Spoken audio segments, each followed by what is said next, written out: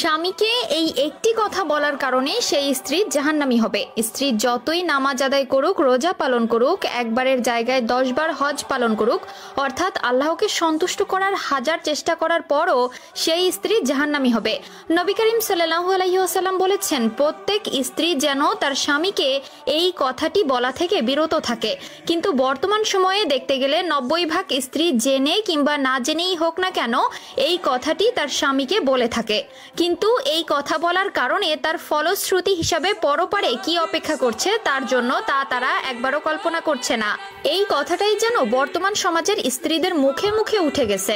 রাসূলুল্লাহ সাল্লাল্লাহু আলাইহি ওয়াসাল্লাম আমাদেরকে যে বলে গিয়েছিলেন, হাসরের ময়দানে জাহান্নাম প্রাপ্তদের সংখ্যার মধ্যে নারীরা হবে সংখ্যাগরিষ্ঠ। সে সকল নারীদের একটি লক্ষণ হচ্ছে এই কথাটি বলা। আমাদের মধ্যে অনেকেই আছে যারা প্রতিনিয়ত নিজের স্বামীকে এই কথাটি বলে থাকে। আপনি যদি একজন বিবাহিত নারী হন, তবে এমনও হতে পারে এই কথাটি আপনিও আপনার স্বামীকে বলছেন, কিন্তু আপনি বুঝতে পারছেন না এই একটি কথার কারণে আপনাকেও জাহান্নামে যেতে হবে, সহ্য করতে হবে জাহান্নামের কঠিন আগুন। তাই সাবধান প্রিয় বোনেরা, এই কথাটি নিজের স্বামীকে কখনোই বলবেন না। প্রতিটি স্ত্রীর কাছে তার স্বামী জান্নাত হাসিল করার একটি মাধ্যম। মহানবী সাল্লাল্লাহু আলাইহি ওয়াসাল্লাম নানাবিধ হাদিসের মধ্যে উল্লেখ করেছেন, যদি কোনো স্বামী তার স্ত্রীর উপরে অসন্তুষ্ট থাকে তবে সেই স্ত্রী কখনোই জান্নাতে যেতে পারবে না। আমাদের মধ্যে প্রত্যেক স্ত্রীর স্বামী তার পরিবার এবং তার স্ত্রীর জন্য তাদেরকে ভালো রাখার জন্য দিনরাত পরিশ্রম করে, দিন শেষে অর্থ উপার্জন করে তা দিয়ে তাদের ভরণ পোষণ করে। সংসারে যখন যার যেটা দরকার হয় তখন সেটাই পূরণ করার চেষ্টা করে। স্ত্রী স্বামীর কাছে যখন যেটা চায় তৎক্ষণাৎ না পারলেও সেটা পূরণ করার আপ্রাণ চেষ্টা করে।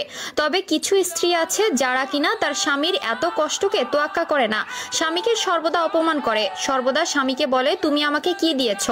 অপর কোনো স্ত্রী স্বামীকে উদাহরণস্বরূপ দেখিয়ে নিজের স্বামীকে অপমান করে, নিজের স্বামীকে এটা পর্যন্ত বলে তোমার সাথে আমার বিবাহ না হলে তোমার সংসার কেউ করতো না।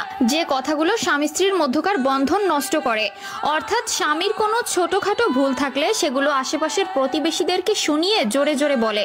মূলত তাদের উদ্দেশ্যেই মহানবী সাল্লাল্লাহু আলাইহি ওয়াসাল্লাম এই হাদিসটি ব্যক্ত করেন।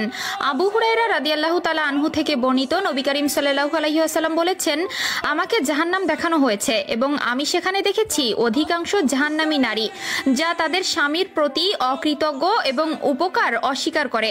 সহিহ বুখারী 29 এবং সহিহ মুসলিম 808। এ হাদিসে নারীদেরকে সতর্ক করা হয়েছে যেন তারা তাদের স্বামীদের প্রতি অকৃতজ্ঞ না হয়। স্বামীর ভালোবাসা, কষ্ট এবং তাকে অস্বীকার করা বা অবমূল্যায়ন করা ইসলামে বড় পাপ হিসেবে গণ্য হয়। পারিবারিক জীবনে স্বামী স্ত্রীর মধ্যে কৃতজ্ঞতা, দায়িত্ব এবং সদাচরণ বজায় রাখা উচিত।